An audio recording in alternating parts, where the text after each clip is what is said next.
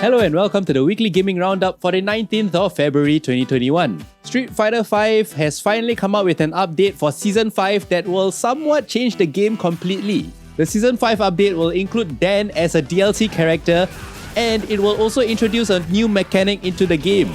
This mechanic is called V-Shift, and it will definitely change the balance of the game because it is quite a defensive mechanic. Previously, in all the seasons of Street Fighter V, the only defensive mechanic that each of the characters have is a V-reversal, and even then, some of the V-reversals are not really that good for each character because that reversal is quite character specific. So some characters will attack back, some characters will do a grab, some characters will just dash across the screen, and it is sometimes quite punishable. So V-Shift is a universal mechanic that all the characters in the game can use, and it also has a very universal activation animation so people won't get confused whether it is a V-reversal or a V-Shift.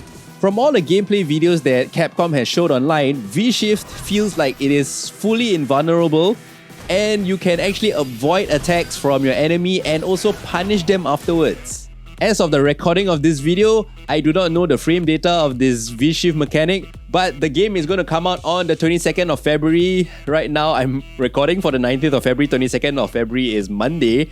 So by the time you watch this video, most likely the update has already been rolled out. So do go online and check out what are the quirks and mechanics of this whole entire system. Sony's PlayStation 5's DualSense controller actually has a controller drift issue. As of the recording of this video, I still have not experienced the drift issue with my DualSense controller, but a lot of people online already have. A lawsuit has already gone out to Sony for okaying this design despite Sony knowing that the controller actually has this issue. So what a controller drift technically is that whenever there's nothing touching your controller but somehow there is some input happening on screen, so you would see your character moving left and right even though you're not touching your controller, so something is shorting inside the controller itself just to give those additional inputs to your PlayStation.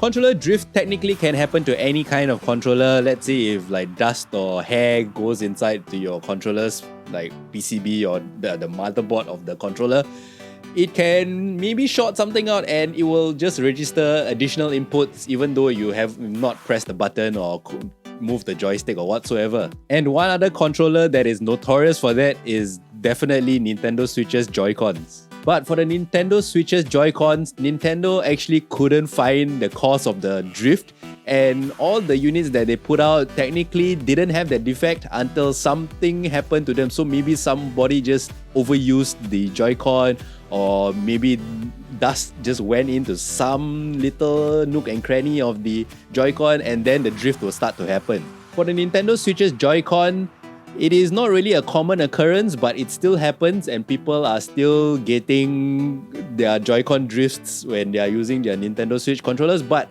Nintendo will replace them for free. Yes, even though if you do not have any kind of warranty available for the Joy-Con, as long as it happens, just bring it to a service center and I think they will just swap it out for you. Now, for the PS5's DualSense controller, I am not too sure if they are doing any kind of one-for-one exchange if your controller is actually suffering from the controller drift.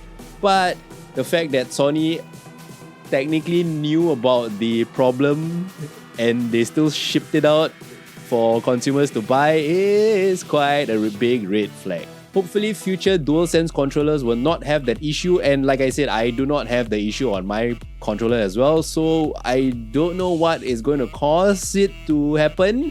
So hopefully Sony rectifies this ASAP and also give out one-for-one exchanges if the consumer has the Joy-Con drift issue on their controller. And here is some quick-fire news. Valorant just released another balance patch for the game which sees some nerfs to Reyna and also some buffs to Yoru and also a few changes to the guns in the game.